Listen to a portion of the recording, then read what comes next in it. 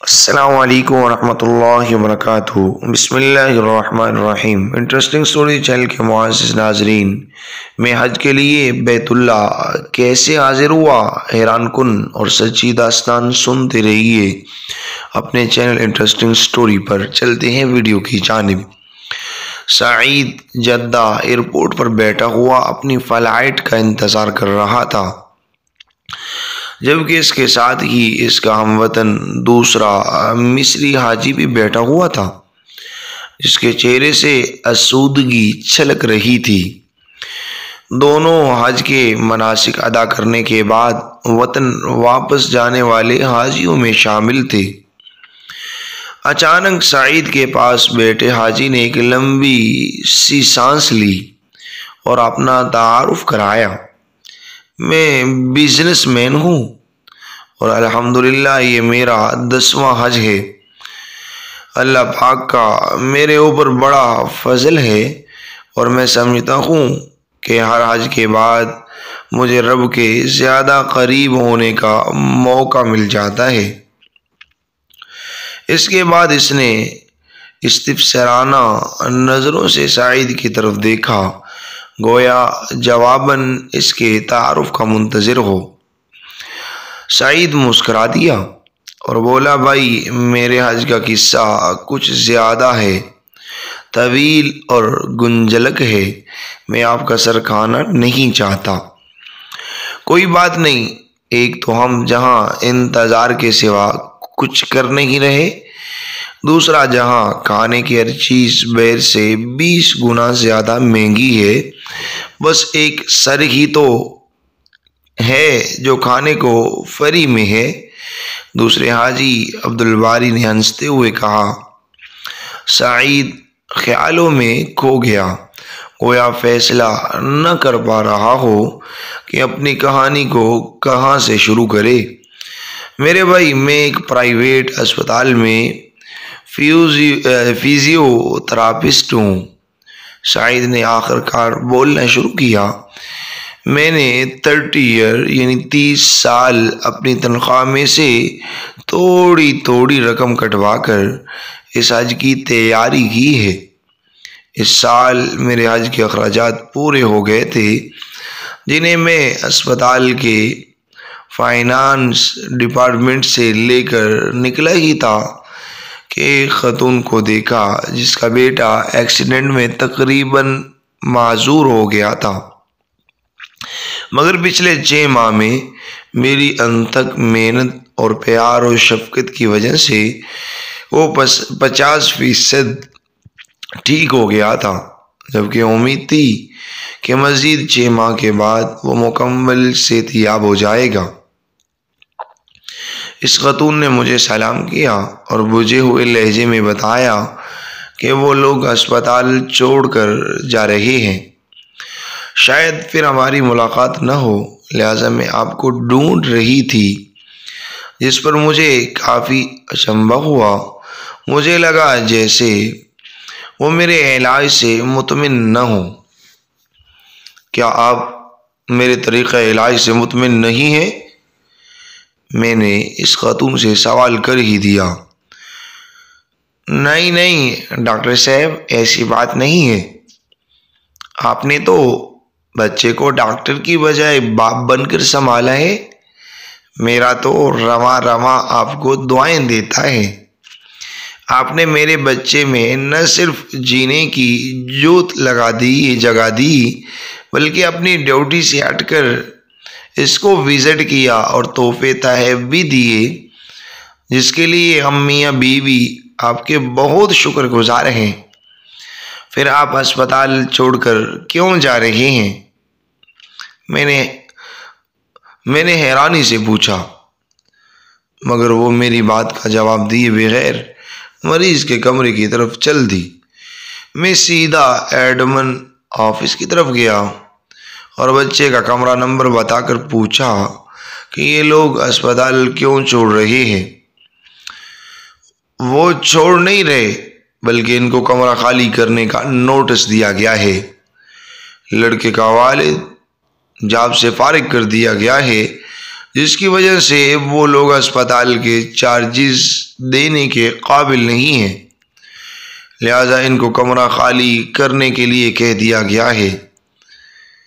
میں وہاں سے مینیجر صاحب کے آفس میں گیا اور ان سے درخواست کی کہ بچے کو علاج جاری رکھنے کی اجازت دی جائے، مگر میری بات ابھی پوری بھی نہیں ہوئی تھی کہ مدیر نے نہایت رکھائی سے کہا کہ سعید، یہ ایک پرائیویٹ اسپتال ہے، کوئی چیریٹی ادارہ نہیں ہے جہاں وہی علاج کرا سکتا ہے جو اخراجات کی سکت رکھتا ہے۔ مدیر کا دو ٹوک جواب سن کر جو ہی میں مڑا تو میرا دایاں ہاتھ میری جیب سے ٹکرایا جس میں میرے حج کے پیسے رکھے ہوئے تھے۔ دفتر سے نکل کر میں نے آسمان کی طرف دیکھا اور کہا کہ اے اللہ، تو اچھی طرح جانتا ہے کہ مجھے تیرے گھر آنے کا کس قدر شوق ہے، اور اب جب کہ میرا خواب ایک حقیقت بننے والا ہے تو اس بچے کی زندگی کا سوال کھڑا ہو گیا ہے۔ اے اللہ، میں مجبور ہوں مگر تو بے نیاز ہے۔ میں حج پہ نہ آ سکا تب بھی مجھے اپنے فضل سے محروم مت رکھنا۔ میں وہاں سے سیدھا اکاؤنٹنٹ آفس میں آیا اور اس بچے کے اگلے 6 ماہ کے اخراجات جمع کرا کر اس کے ڈسچارج آرڈرز کینسل کرا دیے۔ الحمدللہ میرا دل سکون سے بھر گیا تھا، مگر حج پہ نہ جا سکنے کی کسک اپنی جگہ موجود تھی۔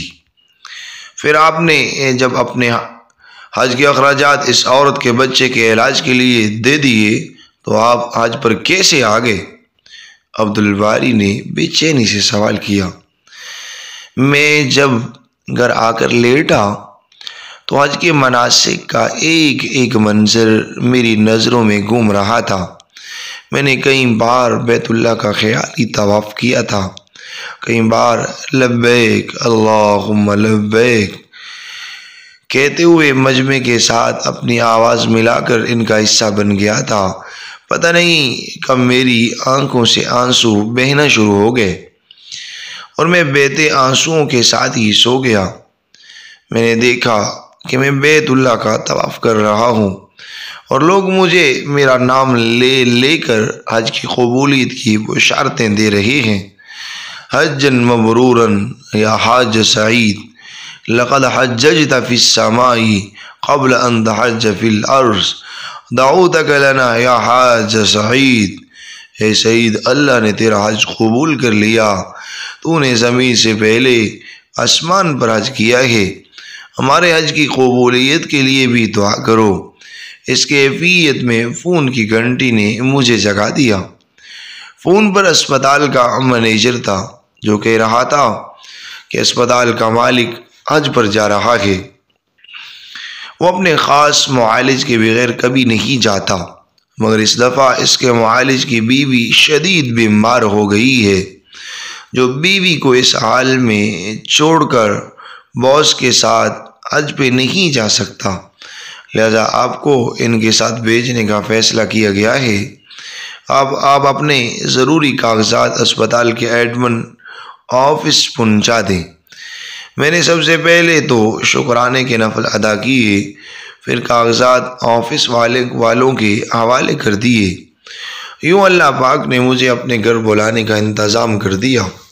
آج کے بعد اسپتال کے مالک نے مجھے میری خدمات کا معاوضہ دینا چاہا تو میرے آنسو نکل پڑے، اور میں نے اس کو بتایا کہ اس نے مجھے حج کرا کر مجھ پر اتنا بڑا احسان کیا ہے کہ مجھے اپنا خادم بنا لیا ہے، لہٰذا میں نے جو بھی اس کی خدمت کی ہے وہ اس کے احسان کے مقابلے میں کچھ نہیں ہے، لہٰذا وہ معاوضے کی بات کر کے مجھے گناہ گار نہ کرے۔ پھر میں نے اس کو سارا واقعہ تفصیل کے ساتھ سنایا، جس پر اس نے مکے سے ہی فون کر کے اس بچے کے مکمل علاج تک اسے اسپتال میں بلا معاوضہ رکھنے کے احکامات جاری کر دیے۔ اس خاتون کے شوہر کو اپنی ایک فیکٹری میں سپروائزر کی پوسٹ پر رکھ لیا اور ہسپتال انتظامیہ کو میرے سارے پیسے مجھے واپس کرنے کے لیے کہہ دیا۔ یوں اللہ پاک نے مجھے فری میں حج کرا دیا۔ عبد الباری کی آنکھوں سے آنسو جاری تھے۔ اس نے اٹھ کر سعید کا ماتھا چوما اور اسے مبارک دی اور کہا کہ میں سمجھتا تھا کہ میں نے 10 حج کر کے اللہ پاک کا بہت قرب حاصل کیا ہے، مگر آج مجھے لگتا ہے کہ میرے ایسے 1000 حج بھی تیرے اس ایک حج کے برابر نہیں ہیں۔ میں تو خود حج پر آتا رہا، جبکہ تجھے تو اللہ خود ہی اٹھا کر اپنے گھر لایا ہے۔ حاجی سعید، اللہ پاک سے میرے حج کی قبولیت کی دعا بھی کر دو۔ اللہ تمہارے حج میں برکت دے، آمین ثم آمین۔ ناظرین، یقیناً یہ واقعہ بڑا ہی ایمان افروز ہے، جس سے انسان کا ایمان تازہ ہو جاتا ہے۔ جسے سن کر اس واقعے سے ہمیں درس یہ ملتا ہے کہ حج یقیناً ایک بہت بڑی عبادت ہے، لیکن یاد رکھیے اس سے بڑا بھی ثواب وہ یہ ہے کہ ہم اپنے آس پاس، اپنے ارد گرد بسنے والے مجبور لوگوں کا خیال رکھیں۔ اگر بیمار ہیں تو انہیں علاج میسر کریں، اگر بھوکے ہیں تو انہیں کھلانے کے لیے کچھ کریں، پیاسے ہیں تو پلانے کے لیے، اگر بدن پہ کپڑا نہیں تو ان کے بدن کو ڈھانکنے کے لیے کپڑا مہیا کریں۔ یہ وہ چیزیں جو میرے اللہ کو بڑی پسند ہیں۔ جیسے کہ اللہ کے حبیب پیغمبر فرماتے ہیں کہ حدیث قدسی ہے جس کا مفہوم یہ ہے کہ مخلوق میرا کنبہ، یعنی کہ گھر والے ہیں۔ جو میری مخلوق میرے گھر والوں کے ساتھ محبت کرتا ہے، میں اللہ سب سے زیادہ اس سے محبت کرتا ہوں۔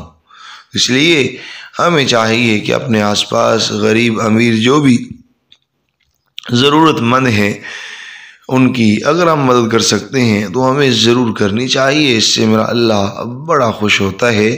دعا ہے کہ اللہ تعالیٰ مجھے اور آپ سب کو عمل کی توفیق عطا فرمائے۔ اگر آپ چاہتے ہیں کہ اس طرح کی ایمان افروز ویڈیو آپ کو دیکھنے اور سننے کو ملتی رہیں تو جڑے رہیے اپنے چینل انٹرسٹنگ سٹوری کے ساتھ۔ اگر آپ ہمارے چینل پر نیو ہیں تو پلیز ہمارے چینل کو سبسکرائب کر لیجئے، ویڈیو کو لائک اور شیئر کرنا مت بھولیے۔ کمنٹس باکس میں اپنی آراء کا اظہار ضرور کیجئے کہ آپ کو یہ ویڈیو کیسی لگی۔ جزاکم اللہ خیر۔ آپ کا اپنا چینل انٹرسٹنگ سٹوری۔